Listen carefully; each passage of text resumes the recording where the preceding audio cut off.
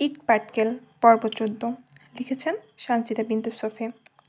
ছাদের রেলিংয়ে পা ঝুলিয়ে বসে আছে আসমিন।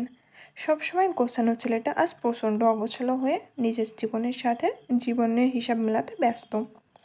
অনুভূতিহীন চোখগুলো আজ পরিণত সৈনিকের মতো নত হয়ে আছে। আমজাদ চৌধুরী এসে সন্তর্পণে ছেলের পাশে বসল।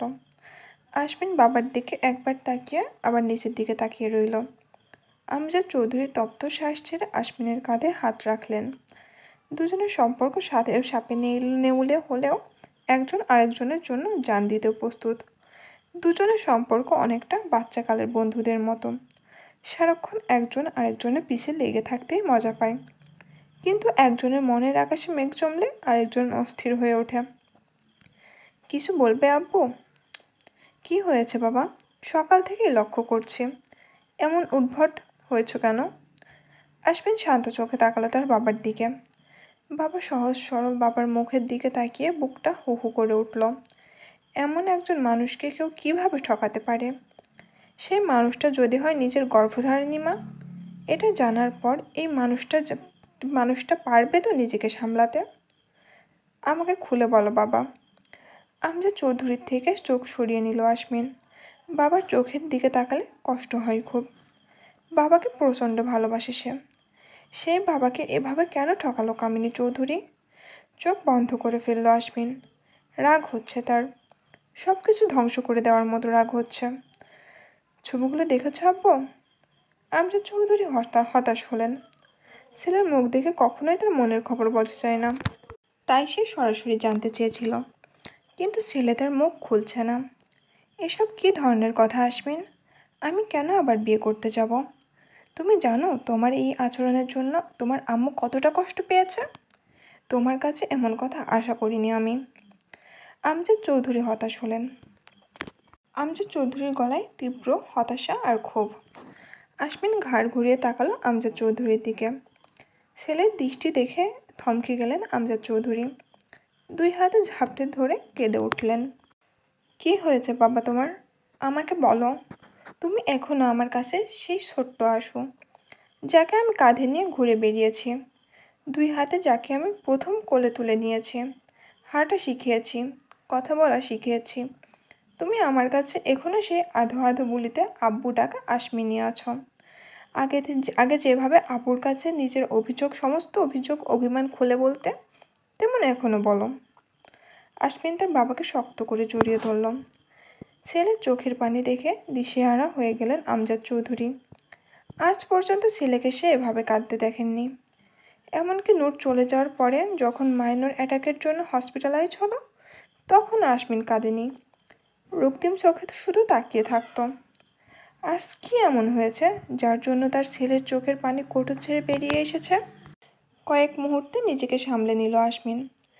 চোখের পানি মুছে আমজাদ চৌধুরীর ভয় শুকিয়ে যাওয়া মুখের দিকে তাকালো। তার কান্না ভেজা চোখ দেখে সেও কেঁদে দিয়েছে। ভেতর থেকে কান্নাগুলো আবার দলা পাকিয়ে এলো। আসমিন আমজাদ চৌধুরীর দিকে তাকিয়ে শক্ত গলায় বলল, আমার কথা মেনে নাও বাবা। পাগল হয়ে গিয়েছো তুমি? নিজের মায়ের সংসার ভাঙতে চাচ্ছ?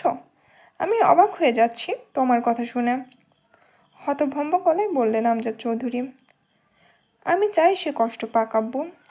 আপনজন হারালে কেমন লাগে তার বোঝা উচিত। কাছের মানুষ বিশ্বাসঘাতকতা করলে কতটা কষ্ট হয় তা হাড়ে হাড়ে বুঝবে এবার।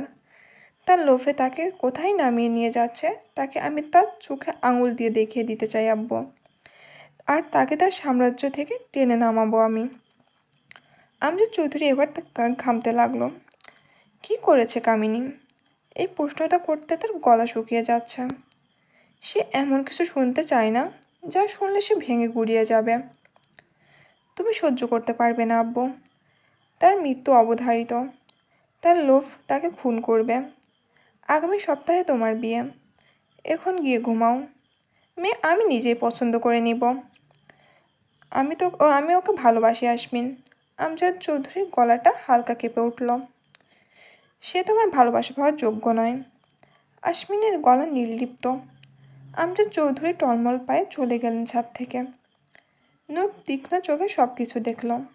এতক্ষণ সে ছাদের দরজায় দাঁড়িয়েছিল আড়ালে। পরিষ্কারভাবে কিছু না বুঝলেও এটা ঠিকই বুঝেছে যে আশমিনের মাথা খারাপ হয়ে গিয়েছে।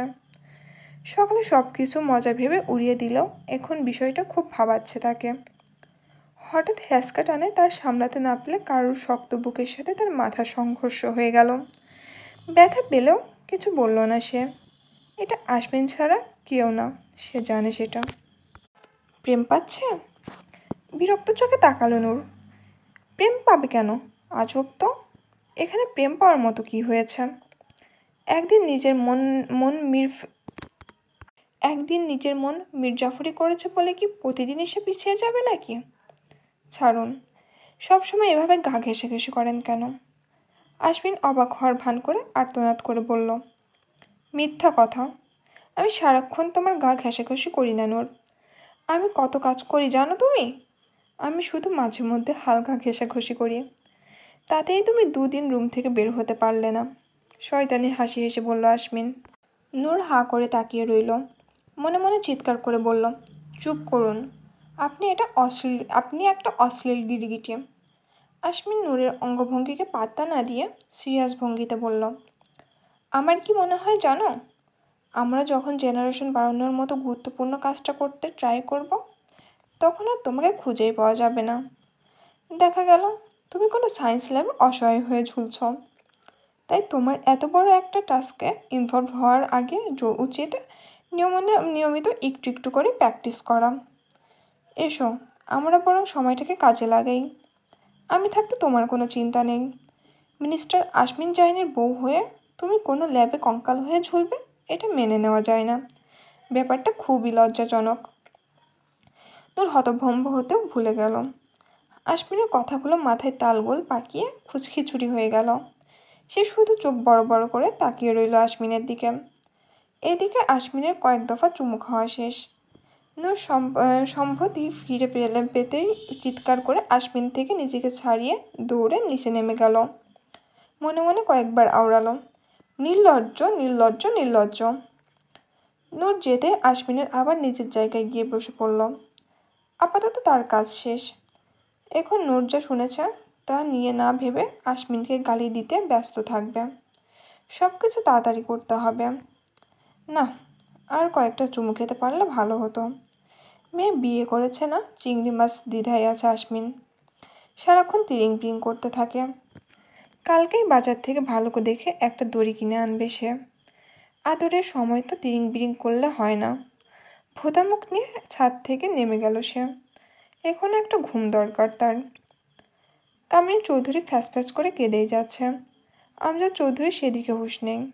ছাদ থেকে নেমে অস্থিরভাবে পায়চারি করে যাচ্ছে সে। কামিনী কি এমন করেছে ভাবতে ভাবতে চুল ছেঁড়ার জোগাড়। কামিনী চৌধুরীর নাক টানার শব্দে বিরক্তিতে মুখ কুঁচকে ফেলল আমজাদ চৌধুরী। রুক্ষ গলায় বলল, কি সমস্যা তোমার কামিনী? এভাবে ফ্যাস করে কেঁদে আমার মাথা ব্যথা আর বাড়িয়ে দিও না। বিরক্ত লাগছে আমার। দয়া করে কান্না বন্ধ করো। যার জন্য ছেলে এমন ধ্বংসের খেলায় নেমেছে, তোমার জন্য। নিজের পেটে ছেলেকে তোমার ভালোভাবে আর কেউ চেনে না। সে যা বলে তাই করো।